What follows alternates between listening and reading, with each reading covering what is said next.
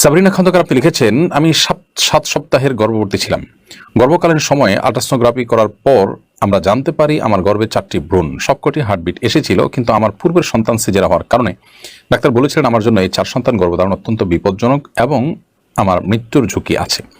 তাই জরুরি ভিত্তিতে আমার গর্ভপাত করাতে হয়েছে। এর জন্য কি আমাদের গুনাহ হবে? এর জন্য কোনো কাফারা আদি করতে হবে কিনা? আমি বর্তমানে এই কারণে মানসিকভাবে অনেক ভেঙে পড়েছি।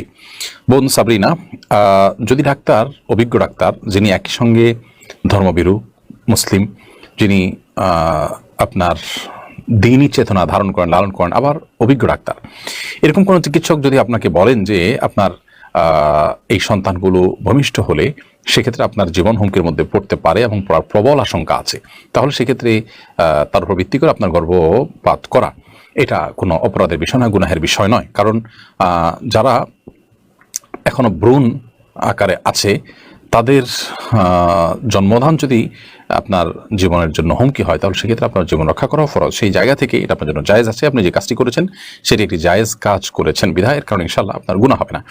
তারপরও আমরা তো এমনিতে আল্লাহ তাআলার কাছে কত গুনাহ করি, আমাদের বুঝের ভুল, আমাদের নিয়তের ভুল, যার কারণে আল্লাহ তাআলার কাছে আমাদের সাধারণ তওবা অব্যাহত রাখা উচিত।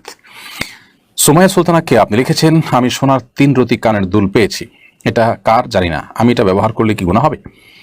বোন সুমাইয়া, শামিমা, আপনার প্রশ্ন উত্তর হলো যে স্বর্ণের যে দুল আপনি পেয়েছেন, এই দুল এর মালিক খুঁজে বের করার জন্য আপনি আপ্রাণ চেষ্টা অব্যাহত রাখতে হবে এবং যতভাবে প্রচারণা চালানো যায়, যেখানে পেয়েছেন সেই জায়গার আশেপাশে যেখানে যেখানে প্রচারণা চালালে এটার সম্ভাব্য মালিককে খুঁজে বের করার সম্ভাবনা জোরালো হবে, সেই জায়গাগুলোতে সেইভাবে আপনি অব্যাহত গতিতে ঘোষণা দিতে থাকবেন এবং মালিককে খুঁজে বের করার জন্য আপনি চেষ্টা করবেন।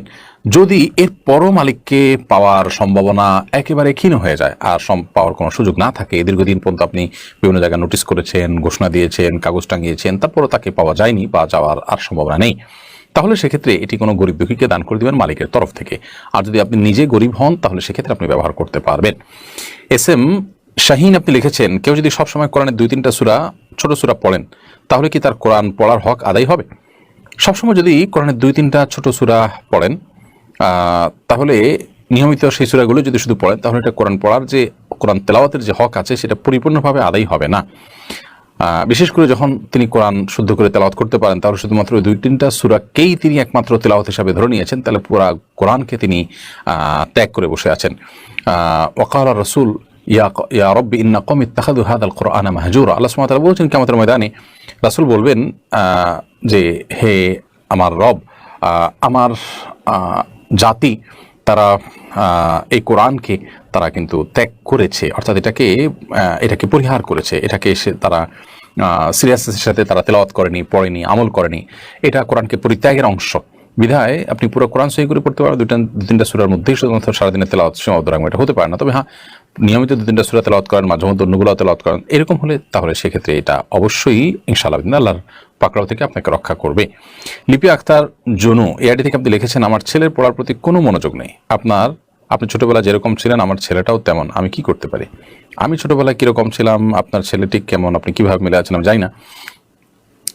পড়াশোনার প্রতি মনোযোগ আমার কম ছিল ছোটবেলার, এটা ঠিক, কিন্তু আলহামদুলিল্লাহ ছোটবেলার পুরো সময়টুকু এরকম ছিল না।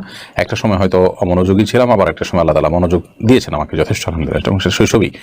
তো যাই হোক, সন্তান পড়াশোনার প্রতি অমনোযোগী হলে পড়াশোনাটাকে তার কাছে যেন বোঝা না হয়, সেইভাবে তাকে পড়াশোনা করানোর চেষ্টা করা দরকার।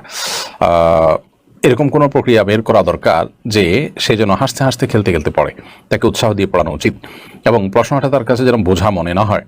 কোনো সাবজেক্টে তাকে দক্ষ করতে হলে এই সাবজেক্টটা যেই প্যাটার্নে বই পুস্তকে লেখা আছে, এই বই পুস্তক পড়তে তার বোর ফিল হয়, তাহলে সেক্ষেত্রে তাকে গল্পের ছলে, হাসির ছলে, অন্য কোনো ছলে তাকে শেখানোর চেষ্টা করেছে। যদি আমাদের বাচ্চাদেরকে নিয়ে এত বেশি চিন্তা ভাবনা করার সুযোগ না আমাদের থাকে, না শিক্ষা প্রতিষ্ঠানগুলোর থাকে, তো এরকম বিভিন্ন অ্যাঙ্গেল থেকে তাকে চেষ্টা করা উচিত। তবে খুব বেশি জোর করতে গিয়ে বাচ্চাদের একেবারে ভেঙে ফেলা উচিত নয়। অনেক সময় বাচ্চারা বাবা মার খুব বেশি প্রেমের কারণে নষ্ট হয়ে যায়, সেটা যেন না হয়। তো এ বিষয়ে প্রয়োজনে আপনি খুব অভিজ্ঞ কারোর সাথে দেখা করে সরাসরি শরণাপন্ন হয়ে বাচ্চার বিষয়ে জানিয়ে তারপর আপনি পরামর্শ নিন।